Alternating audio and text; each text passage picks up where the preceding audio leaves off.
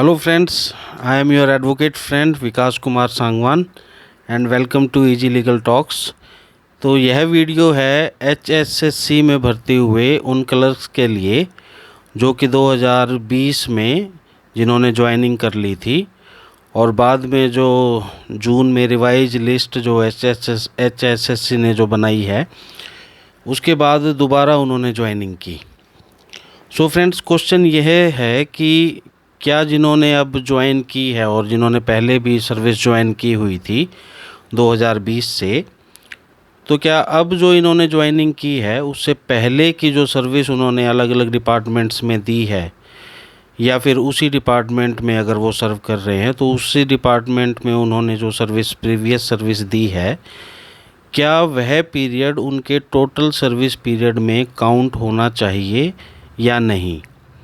तो इस क्वेश्चन का जवाब, जैसे मेरी पहले वाली वीडियो आज जो आप लोगों के लिए बनाई थी कि क्या हमें अभी वेट करना चाहिए केस करने के लिए, क्योंकि 800-900 के करीब कैंडिडेट्स हैं जो कि अपने इस राइट के लिए रिट पिटीशन हाई कोर्ट में फ़ाइल कर चुके हैं। तो number of petitions have also been filed by our office also. So दूसरा, हम एक्सपेक्ट कर रहे थे कि गवर्नमेंट कोई कॉमन ऑर्डर जो है इसमें सब एम्प्लॉयज़ के बेनिफिट के लिए जो है वो पास करे, लेकिन एज एक्सपेक्टेड कोई पॉजिटिव ऑर्डर तो नहीं आया, बट एक नेगेटिव ऑर्डर जो है वो डेप्यूटी सेक्रेटरी जनरल ने सिविल सेक्रेटेरिएट चंडीगढ़ से इशू किया है, जिसमें कि उन्होंने कैंडिडेट्स को कहा है कि वो अपना प्रीवियस डाटा, अपने जो पहले का डिपार्टमेंट है वहाँ अपना प्रीवियस डाटा जो है वो HRMS में फ्रीज करवा लें और इंटीमेट करें ऑफिस को, ताकि उनकी जो सैलरी है वो रिलीज़ की जा सके। और जो ऑप्शन जो सिलेक्ट करनी है डाटा फ्रीज करने के लिए, जो कंसर्न डिपार्टमेंट्स हैं उन्हें डायरेक्शन दी गई है कि उसको resign / government directions / period not to be counted for any further benefit, इस ऑप्शन के अंडर जो है उस डाटा को फ्रीज किया जाए। तो फ्रेंड्स, अब क्वेश्चन यह है कि क्या HSSC के क्लर्क जिन्होंने पहले भी 1.25 साल के करीब जो सर्विस दी है हरियाणा गवर्नमेंट को अलग अलग डिपार्टमेंट्स में, क्या वो सभी कैंडिडेट्स प्रीवियस सर्विस के बेनिफिट के लिए एंटाइटल्ड हैं? क्या वह सर्विस पीरियड भी उनके टोटल सर्विस पीरियड में सभी बेनिफिट्स के लिए काउंट होना चाहिए? तो फ्रेंड्स, इसका जवाब आभास रोहिला की जजमेंट में 25 जुलाई को हाई कोर्ट ऑलरेडी दे चुकी है, जहां पर कि आभास रोहिला के केस में हाई कोर्ट ने स्टेट ऑफ हरियाणा को डायरेक्शंस की कि जो पिछला सर्विस पीरियड है जो अलग अलग डिपार्टमेंट्स के अंदर जो उस कैंडिडेट ने अपने प्रीवियस डिपार्टमेंट में दिया था, वह सर्विस पीरियड उसके टोटल सर्विस पीरियड में काउंट होनी चाहिए। यही वो वजह थी कि हम लोग इन दी लीगल फ्रेटर्निटी और अदरवाइज एक्सपेक्ट जो कैंडिडेट भी कर रहे थे कि अब गवर्नमेंट कोई चीफ सेक्रेटरी कोई कॉमन डायरेक्शंस इस केस में पास करे, ताकि लिटिगेंट्स को, कैंडिडेट्स को लिटिगेशन में ना जाना पड़े, because that was a kind of A compelling circumstance for a candidate, जहाँ पर अपनी प्रीवियस सर्विस अपनी प्रीवियस सर्विस को टोटल सर्विस पीरियड में काउंट करवाने के लिए कैंडिडेट को कंपेल होना पड़ेगा कि वह कोर्ट में जाए। अदरवाइज़ अगर गवर्नमेंट कॉमन डायरेक्शंस पास कर देती तो कैंडिडेट्स को अननेसेसरी यह एक्सरसाइज नहीं करनी पड़ती। जब आभास रोहिला की जजमेंट आई, उस जजमेंट के बाद लगभग 800-900 कैंडिडेट्स ने अलग अलग पिटीशंस फाइल की हाई कोर्ट के अंदर। उसमें से काफ़ी पिटीशंस हमारे ऑफिस के थ्रू भी फाइल हुई है, जो 20-25 के ग्रुप के अंदर कैंडिडेट्स आपस में मिलकर एक कॉमन पिटीशन फाइल कर सकते हैं, जहां पर कि उनके एक्सपेंसेस हैं वो काफ़ी रिड्यूस हो जाते हैं। तो इस तरीके की कई पिटीशंस जो है वो कैंडिडेट फाइल कर रहे थे। देन प्रीवियस वीडियो में हमने सजेस्ट किया था कि अब कैंडिडेट रश ना करें, हरीडली कोई डिसीजन ना लें, अभी वो वेट करें गवर्नमेंट अगर कोई common order, positive common order government अगर कोई पास करती है तो उसका बेनिफिट सबको मिल जाए और कैंडिडेट्स को कंपेल ना होना पड़े। अब इन सर्कमस्टांसिस में जहां कैंडिडेट्स को कंपेल होना पड़ रहा है अपनी लिटिगेशन हाई कोर्ट में फ़ाइल करने के लिए ताकि उनका प्रीवियस पीरियड काउंट हो, तो यहाँ कैंडिडेट्स कोर्ट से कॉस्ट अवार्ड करने के लिए भी कह सकते हैं, क्योंकि गवर्नमेंट का जो डिसीज़न है प्रीवियस सर्विस पीरियड को काउंट ना करने का, उसकी वजह से कैंडिडेट्स को कंपेल होना पड़ रहा है कोर्ट में आने के लिए,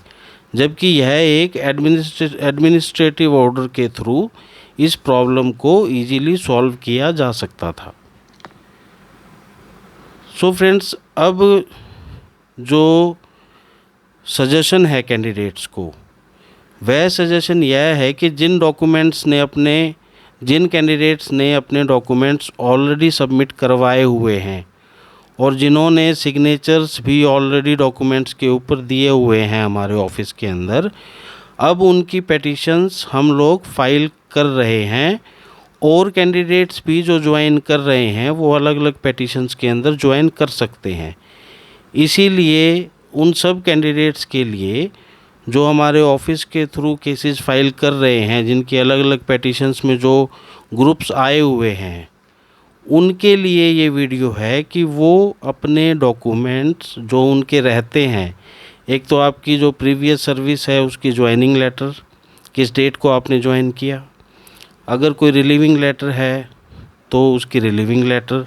और जो फ्रेश ज्वाइनिंग आपने की है उस फ्रेश ज्वाइनिंग की लेटर, और साथ में आपका आधार कार्ड जो आपका आइडेंटिटी प्रूफ होगा। ये डॉक्यूमेंट्स आपको सबमिट करवाने हैं बाय नेक्स्ट वीक, जो सैटरडे संडे को आप यहाँ चंडीगढ़ ऑफिस आकर अपने डॉक्यूमेंट्स को सबमिट करवा सकते हैं। और बार बार अब कैंडिडेट्स की क्वेरीज़ जो हैं वो फ़ोन के थ्रू जो रिसीव हो रही हैं, उसके अंदर कैंडिडेट्स का मेन क्वेश्चन यही है कि क्या उन्हें अब अपना केस फाइल करने के लिए प्रोसीड करना चाहिए। तो फ्रेंड्स, ये जो 61 कैंडिडेट्स के regarding registrar general, deputy registrar general, civil secretariat, Haryana government जो ऑर्डर पास किया है,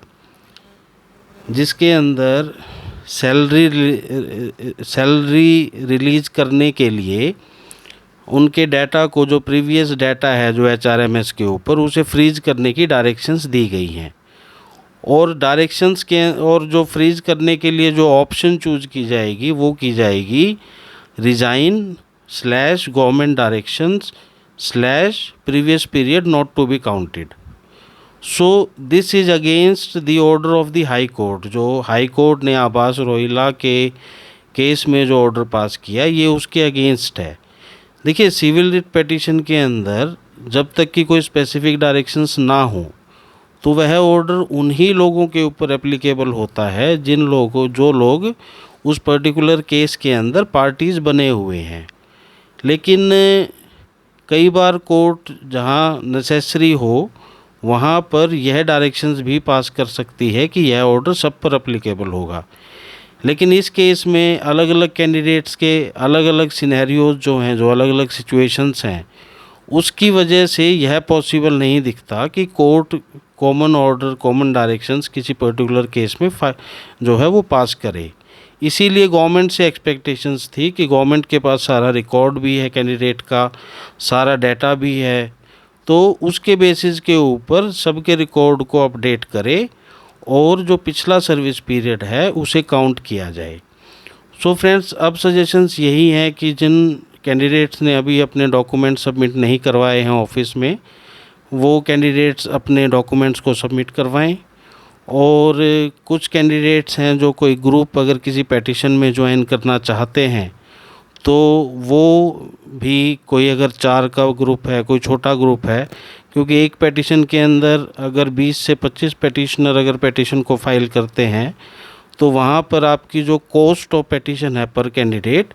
वो काफ़ी आपकी रिड्यूस हो जाती है। तो यहाँ क्योंकि कॉमन बेनिफिट चाहिए, तो जो भी पेटिशनर चाहें वो अपनी एक पेटिशन ज्वाइन कर कॉमन पेटिशन फाइल कर सकते हैं। इसके लिए अगर आप फर्दर कोई आपको गाइडेंस अगर चाहिए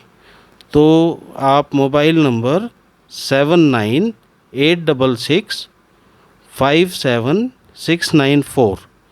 इस नंबर पर कांटेक्ट करके ऑफिस क्लर्क से सारी इन्फॉर्मेशन ले सकते हैं। और फर्दर अगर आप कोई डिस्कशंस अगर इसके अंदर चाहते हैं, कोई गाइडेंस अगर चाहते हैं, तो वो आप इस नंबर पर कॉल कर ले सकते हैं।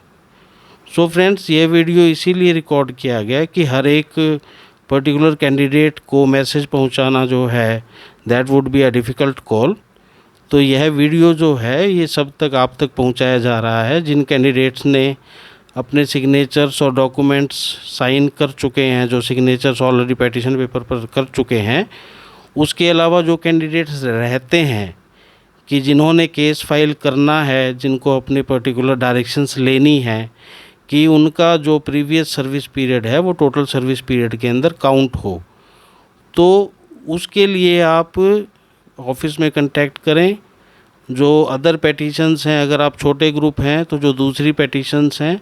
वहाँ पर आप एज अ पेटिशनर जो है वो ज्वाइन कर सकते हैं। So friends, this is the recent and latest update for the HSSC clerks. So for any further clarifications, you can contact the office number. Thank you so much.